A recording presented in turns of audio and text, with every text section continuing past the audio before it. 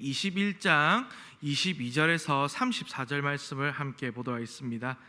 창세기 21장 22절에서 34절 말씀입니다. 제가 가진 성경으로는 구약성경 27쪽에 있습니다.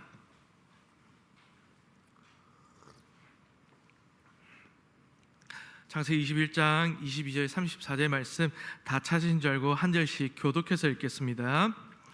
그때 아비멜렉과 그 군대 장관 비골이 아브람에게 말하여 이르되 내가 무슨 일을 하든지 하나님이 너와 함께 계시도다.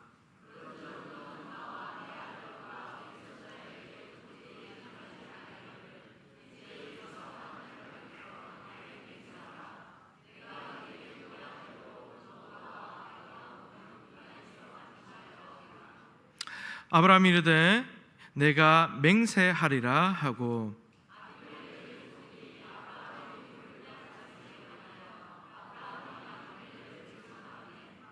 아비멜렉이 이르되 누가 그리하였는지 내가 알지 못하노라. 너도 내게 알리지 아니하였고 나도 듣지 못하였더니 오늘에야 들었노라.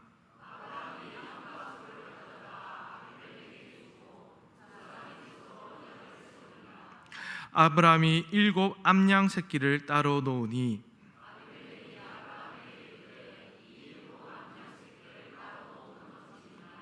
아브람이 이르되 너는 내 손에서 이 암양 새끼 7을 받아 내가 이 우물판 증거를 삼으라 하고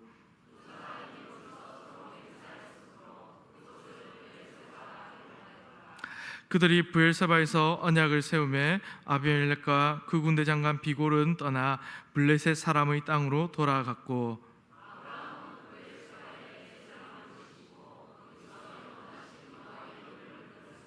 함께 읽겠습니다.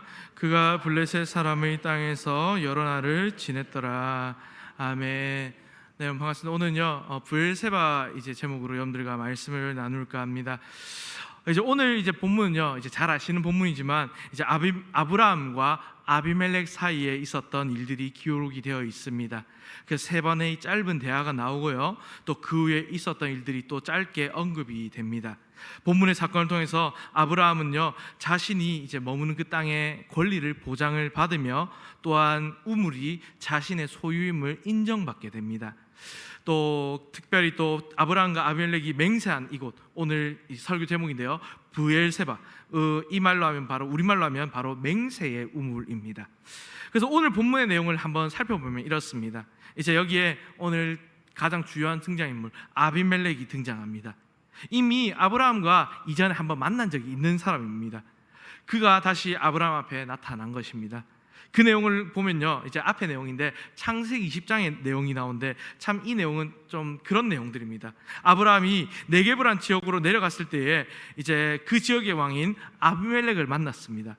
그때 아브라함이 두려워가지고요 그 자신의 아내인 사라를요 누이라고 거짓말했던 게 바로 20장의 내용입니다.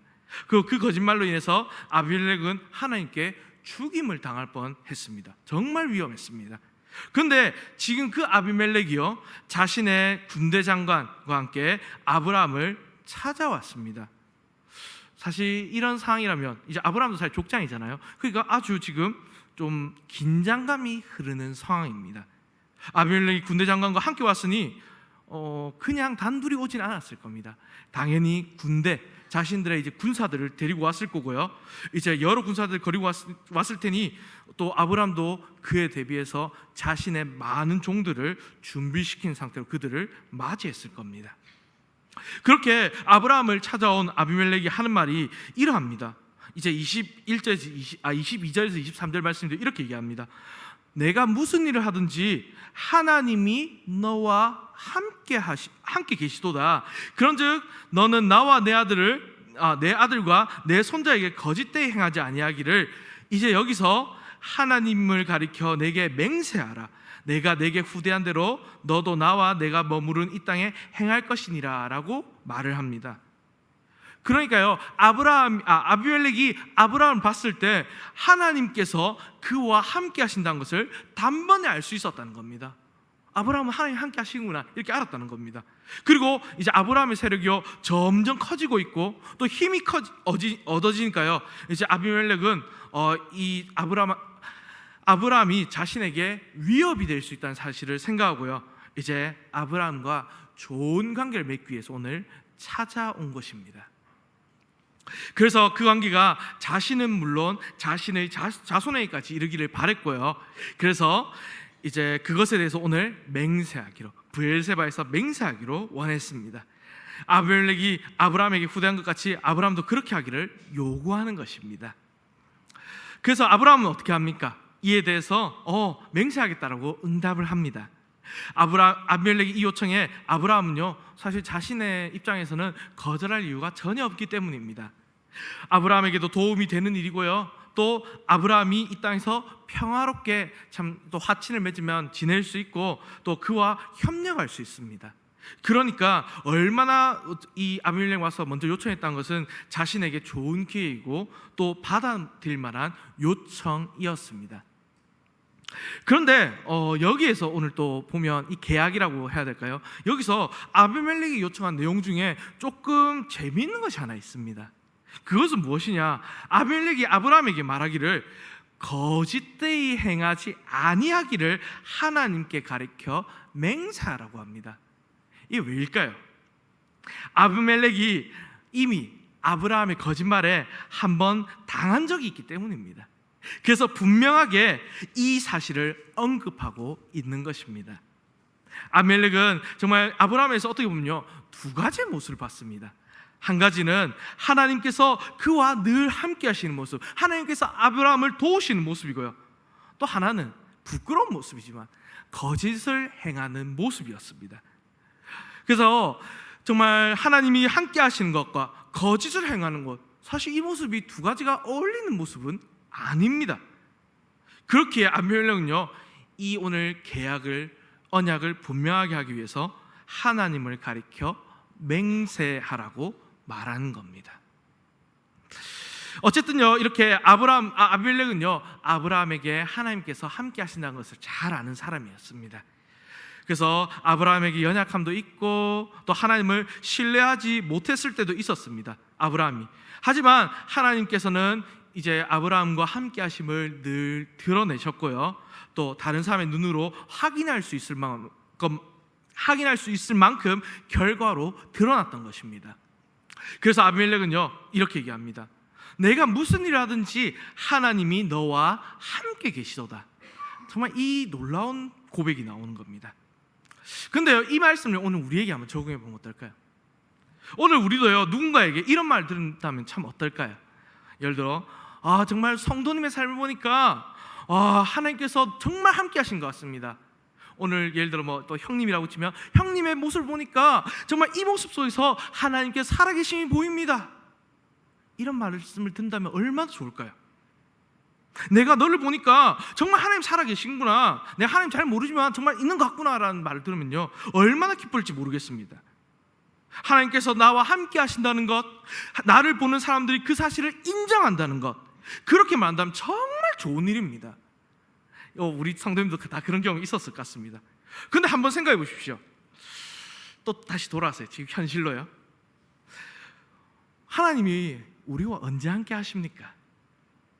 이따금 함께 하실 때 많습니다. 우리 함께 하는 거 느낍니다. 그런데 많은 경우에는 함께 하시지 않는 것처럼 삽니다.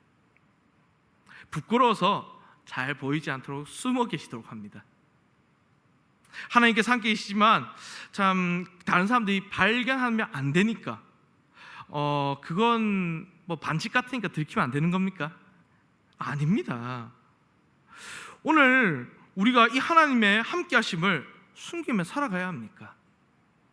세상이 좀 핍박한다 해서, 또는 또 하나님 믿는 것 때문에 불이익을 당한다 해서 아니라는 겁니다. 여러분 정말 하나님께서 우리와 함께 하실까요? 예. 근데 언제 함께 하실까요? 우리가 잘할 때? 아니면 우리가 좀 힘들 때? 아닙니다. 사실 하나님은요 언제나, 언제 어느 때나 우리와 항상 함께 하십니다. 하나님께서 나와 함께 하신다는 걸 믿는다면요, 정말 내가 하나님이 나와 함께 하신다는 걸 믿고 그렇게 살아가면요 다른 사람도요 그 모습을 보고 어떤 방법으로든 알게 된다는 것입니다. 또 우리는 그런 모습으로 전도해야 되는 것입니다. 그래서요 우리가 하나님께서 우리의 할 일은요 하나님께서 나와 함께 하신다는 일을 정말 그것을 신뢰하고 또 그대로 살아가는 것입니다. 그래서 다시 또 오늘 본문 다시 돌아오겠습니다. 이제 이야기가 좀 샜는데요. 그래서 오늘 여기서 하나님께서 함께 하시는 아브라함을 보면서요 이제 아브라함과 아비멜렉은요 이제 서로 간의 맹세에 대해서 언약을 세우려고 합니다. 아브라함은요 이제 양과 소를 가져다가 이제 아비멜렉에게 주면서요 두 사람이 언약을 확증하는 일을 합니다. 아마 아브라함이 상대적으로 낮은 위치에 있었기 때문에 아무래도 아비멜렉 왕이죠. 또 아브라함 족장이고 그렇기 때문에 이제 이 언약을 확정하기 위한 동물들을 제공했을 것입니다. 그런데 아브라함이 이 일을 하기 전에 먼저 좀 해결해야 될 문제가 있었습니다. 그리고 이 문제를 다루는 아브라함을 보면요 아브라함의 모습을 또 확인을 할 수 있습니다. 좀 어떻게 달라졌습니까? 아브라함이요 여기서 보면요 참 이상한 것 같은데 아비멜렉을 만나서 책망을 합니다. 전엔요 아비멜렉 왕이니까요 두려워하고 벌벌 떨던 아브라함인데요, 그리고 그렇게 해서 아내를 누이라고 하면서 속이고 앞세고 뒤에 숨어 있었던 그 아브라함이었는데요 이제는 전혀 다른 모습으로 오히려 아비멜렉의 잘못을 책망하는 모습으로 바뀌었습니다. 오늘 그래서 내용을 보면 이런 내용입니다. 아비멜렉의 종들이요 아브라함의 우물을 빼앗은 일이 있었는데 그 일을 두고요 아비멜렉에게 책망하는 것입니다. 여기서 이 빼앗는다는 말은 다른 사람의 재산을 침해하는 법적인 용어입니다. 그러니까 너의 종들이 내 재산을 빼앗았다는 이야기입니다. 그래서 아비멜렉 종들이요 아비멜렉 종들이 아브라함이 가지고 있는 권리를 빼앗은 일이 있었고요 그 일에 대해서 아브라함이 책임을 묻고 있는 것입니다. 이 내용을 기록한 창세기 저자, 그래서요 이 창세기 저자는요 아브라함의 참 180도 달라진 모습을 전달하고 있습니다. 그동안 아브라함이 어떤 좀 사람이었습니까? 21장까지 내용을 보면요 참 아브라함은요 힘없고요 소극적이고요 또 자주 실수하고 자신의 안전을 위해서 아내도 팔아먹고 그런 사람이었습니다. 그런데 오늘 내용 딱 보면요 이제 언약 맺는 이 장면에서요 완전히 새로운 모습으로 아브라함이 소개되고 있습니다. 하나님은 정말 아브라함의 삶에 함께 계셨고요 또 하나님의 그 계획 가운데 아브라함을 인도하시며 또 다듬어 가셨습니다.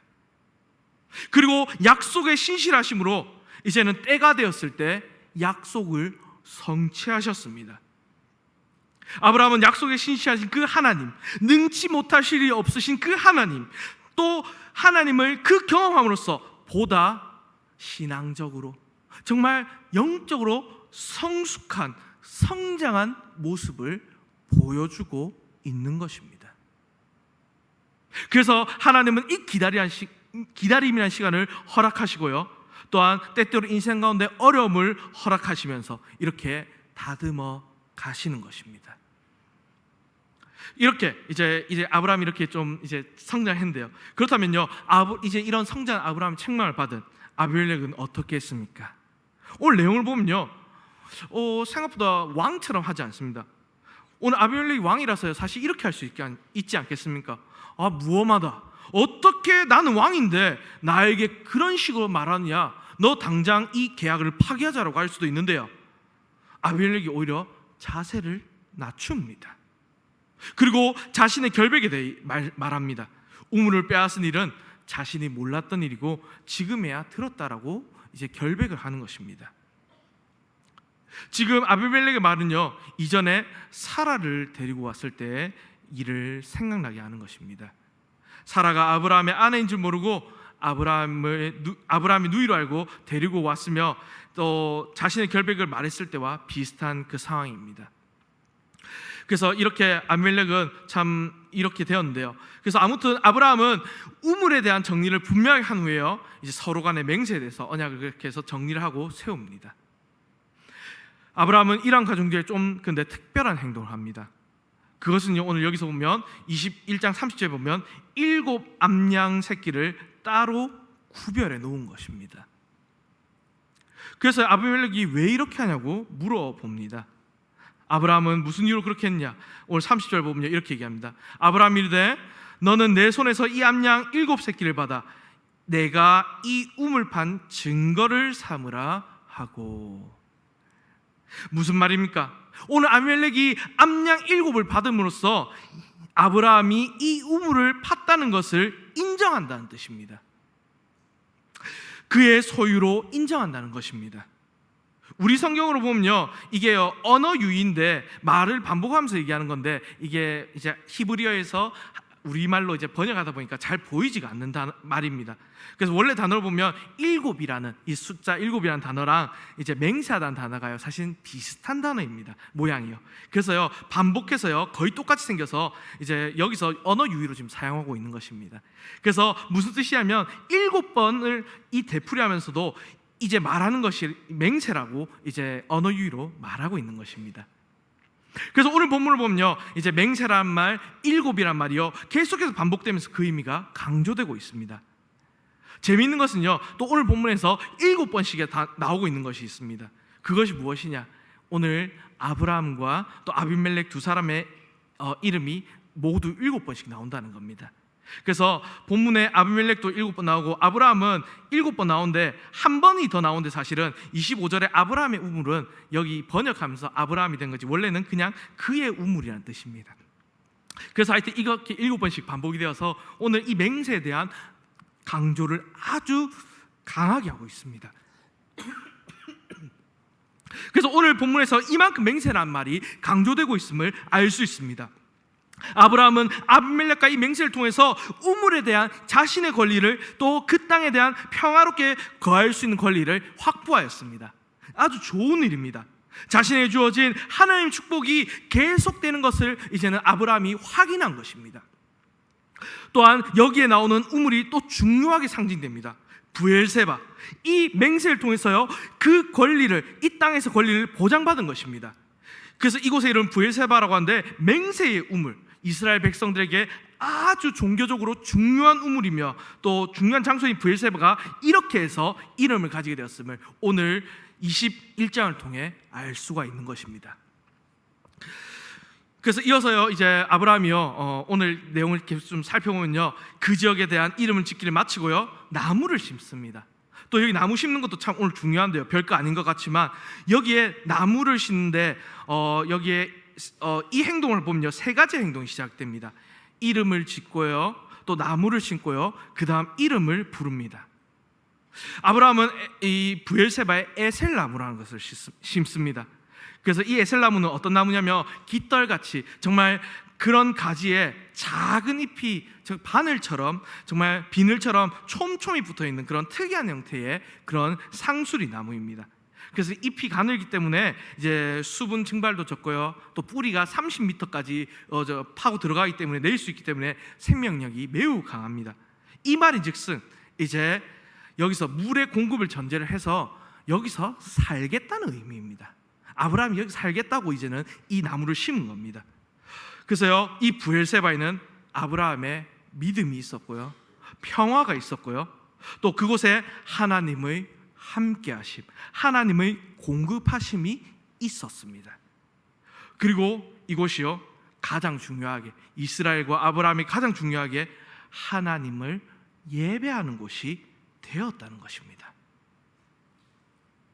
그 33절 보면 이제 여기서요 아브라함이 영원하신 여호와의 이름을 불렀다라고 기록이 되어 있습니다. 이는요 아브라함이 하나님을 예배했다라는 것을 말합니다.